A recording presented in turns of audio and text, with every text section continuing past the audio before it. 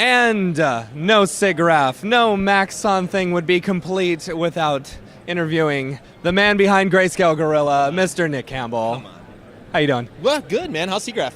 It's been fun. You guys are running another booth just like you did at NAB. That's really cool. Yeah, it's our third one. So Siggraph last year was our first time, so third year with a booth. Dude, we love it. We love meeting the customers, you know? How's the crowd here? You know, I've seen, basically everyone's been crowded around you guys like for 3 days straight, and this is the first chance I've had to get 5 minutes with you. You know what's fun? Yeah, I know, we've been busy. It's been, it's fun. It's like the MoGraph hub of Siggraph is the Cinema 4D booth. So everybody is here, you know, there's a lot of visual effects, there's a lot of cool tech around, a lot of people with goggles on their face. But all the motion designers are like hanging around here. So it's really cool to meet the community and just see how people are using our tools, training, and just meet people. We only see people through comments and like likes on Facebook, you know? So it's nice to meet, like, shake some hands, you know? And it's funny, you see these people and they come up and they say something and then you read their name and you're like, oh, I know you. You know, or you see the studio that they're with, you're like, oh, wow, you know who I am? I'm a nobody, you know? Yeah, you work where? Yeah, exactly, right? So, all right, so you guys just released the new Metals pack, just like a month ago or a little less than that, right? I want to say it's been out about a month, and this is new to me. Like, Chad Ashley was like, yo, we need a Metals pack. Yeah, like, totally. I was like, describe to me, I was skeptical. Describe to me why you need to light differently for like metals. And he went through the whole thing, and he's like, check this out. Yeah. And so he came up with an entire pack for our HDRI packs that's an add-on, essentially. If you do a lot of reflective work, a lot of product stuff, they're beautiful. So, I mean, like I said, I was skeptical, and then he started putting them out. I'm like, these are really drastically different. And they don't work for, you know, for like outdoor scenes. They're specifically made for product shots and really reflective stuff. So if you haven't checked it out, yeah. I was actually, manning the booth earlier, and I said, Chris, I need some HDRIs. Give me some HDRIs. So he gave me the full metal pack, and I played around with it, and it's really good stuff. Really, really good stuff. Yeah, it's fun, dude. So you got a couple other things on your plate. You guys got the podcast. You guys got Half Res coming up. Tell me a little bit about Half Res. And like, I was talking to Chris the other day, because we run DFW C4D, and we've been talking to a couple of people, and they're like, how do we get a little group started? We were talking to a couple of guys from Orange County, and it was like, there's just the two of us. And I said, you know what Chris was telling me the other day? When they started Chicago C4D, it was 3 people for the first thing. And now look at you guys. You guys are doing Half Res, and like, you sold out in what, 3 days? Yeah, essentially. 3 days, man. So, and you guys were actually like charging this time, so you guys can make a little bit of money back, which is awesome. Yep. And you still sold out in 3 days. Yeah. We got people flying all the way from London to come and visit, which is awesome. Yeah, so, it's been interesting. Like, as Half Res grew, you're right. Like, the first Cinema 4D meetup was a few people, and that was 2000. I forget when he started. 2008 maybe.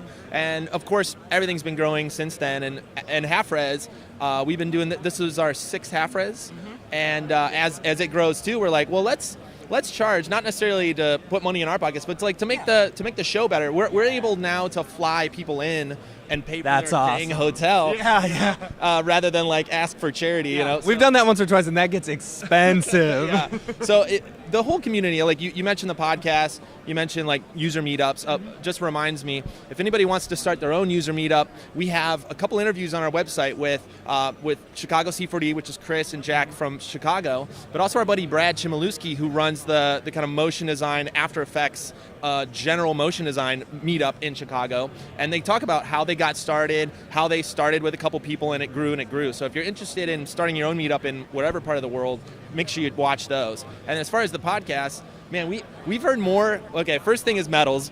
People love metals, but the second one, people are loving the podcast. And what we hear over and over again is so many people are working by themselves or in a small team. Absolutely. They don't have that lunch conversation that they want, and they kind of have us in their ear now to like have those talks and talk about new gear and talk about what they're into. So it's and working as yourself as a freelancer or something like that, you don't really have any mentors who you can look up to, like in a studio environment or something like that. So it's really good to be able to see it from a different point of view or something like that, and kind of almost have a mentor that way. A mentor who you don't see, but you hear from. It's fun. It's funny you say that, because Chad Ashley is like my mentor. He's my mentor too. Yeah, and now he's everyone's mentor, and that's one of the reasons that we brought him on the team. Like, not only is he a good artist, but he's a good teacher, but he's like my best mentor personally, and also now we get to share him with the world. So to have him on the podcast and to share his point of view is also a huge part of it. So we love that community side of things. Yeah. Awesome. Well, thank you guys. Thank you guys for everything you've been doing for the community. And I have to say, I actually stole one of your lines yesterday.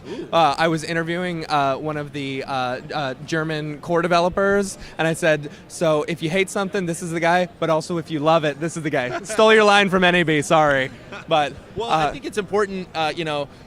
Everyone loves feedback. Everyone loves critique. But the people that literally sit and code Cinema 4D are here at Siggraph and at NAB. Yeah. So when you go critique them, you gotta go, first of all, thank you. Yeah. Awesome stuff. But we were at dinner with them the other day. I sat right next to a couple of them, and I was like, "Here's some things you guys should incorporate into the next one." And he's actually taking notes. No, so they're they listen to their people, which is awesome. Yeah, they're so community driven. We're obviously a good fit. We're all about the community, and Paul and Maxon in general, they're just like really open to what everyone's up to. So it's always fun to be here. It's always fun to be at Siggraph, and like I said, meet everybody. Awesome. Thanks, man. Appreciate it so much. Cheers, man. More videos coming on the last day of Siggraph. iDesignandBroGraph.com. Thank you guys.